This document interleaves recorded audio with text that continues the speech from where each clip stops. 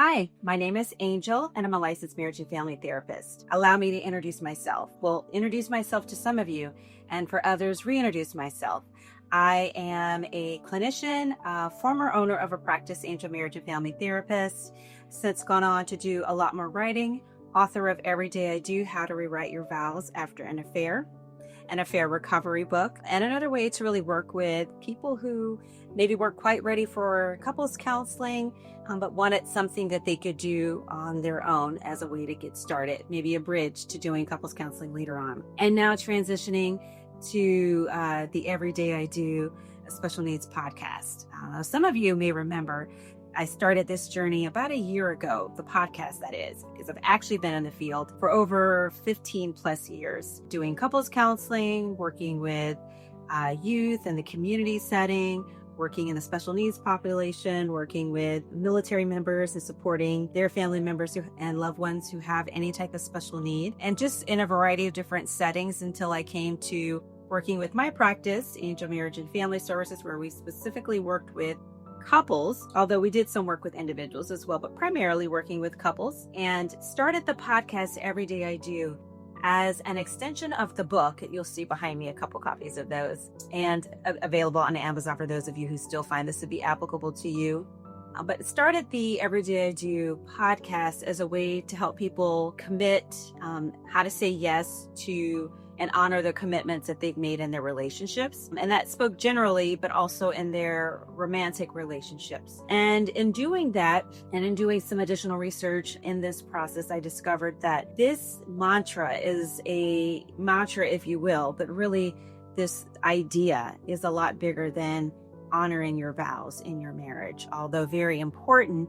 And it's why I entitled the book Every Day I Do, because what do you do after you feel betrayed and after you feel as though those vows or those commitments have been broken? How do you restructure those? How do you work through that?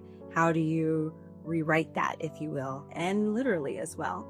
And so I go into that through the book. And although I will say the book was written for couples in the affair recovery space, I also will add that it's really a book preventatively, kind of in a how to affair proof your relationship, if you will, and going through a variety of different strategies. But in going through that, I discovered that it's a lot bigger than honoring your commitments, saying yes to your goals every day in your relationship, but it's also doing that in life. And so the Every Day I Do podcast is going to be going through a bit of restructuring, and I'm open to your feedback. So this is the first episode, and I'd love to get your input. But Every Day I Do now, Special Needs podcast, really is about how do you say yes to your goals? How do you move forward in the face of extraordinary circumstances? And so I put a Special Needs podcast because I am focusing on, family members, parents who have children with any type of special needs, be it educational. And we think about special needs in the traditional sense. We typically think about children and we think about school, but it's bigger than that. It can be adults taking care of their parents, those that are in that sandwich generation who are caregivers themselves, caring for their children, raising their children, but also caring for their parents. And how do you say yes to your goals in the face of the extraordinary circumstances in caregiving? It's about taking care of a sibling, and you are maybe an adult child and your parents are no longer able to care for your sibling who has a particular special need. And you find yourself in that unique role, sibling and also caregiver. And how do you still honor the goals and the commitments you've made to yourself and the visions for your life in the face of those extraordinary circumstances? Maybe you're a spouse and you were just diagnosed with cancer, and you still have the commitments to your partner and also to your children if you have children. How do you say yes in the face of those extraordinary circumstances? How do you say yes to your goals? How do you honor those commitments you've made to yourself, to your family, to this new endeavor you have as you face this next venture, this next journey, if you will, and recovering from your diagnosis? You might be a service member and you have undergone some extraordinary circumstances that you are still contending with physically in your body or emotionally. How do you honor those commitments to yourself, to your family, and to the visions and the goals that you've set in your future?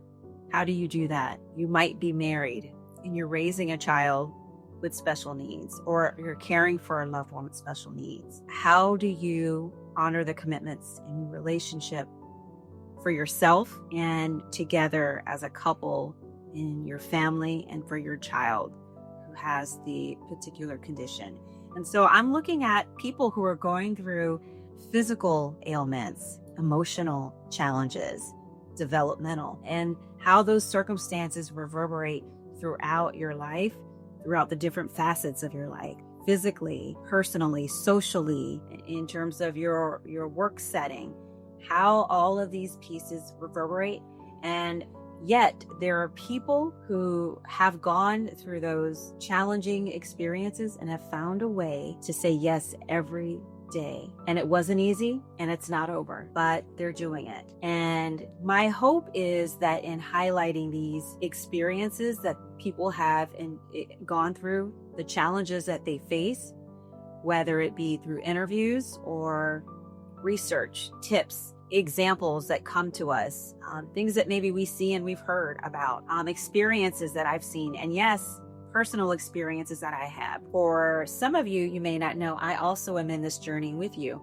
I not only am a licensed marriage and family therapist, have worked with families and across the spectrum, helping them to parent children with special needs, helping them to care for their parents with any type of special needs, helping them to care for adults, helping them to care for their spouse or other loved ones who have a emotional or physical developmental a challenge in front of them, how to do that. And myself being a parent of my own, having two children and one of them having special needs, who is 15 years old. So I've been doing this for a little bit now and going through this journey with you, having to figure out how to honor my own commitments to myself as a parent and what I want for my children, both of them, and for my child who has special needs, and to the hopes and the dreams, the life visions I have for myself. So I hope that you will come with me on this journey as we look at what tools, what resources,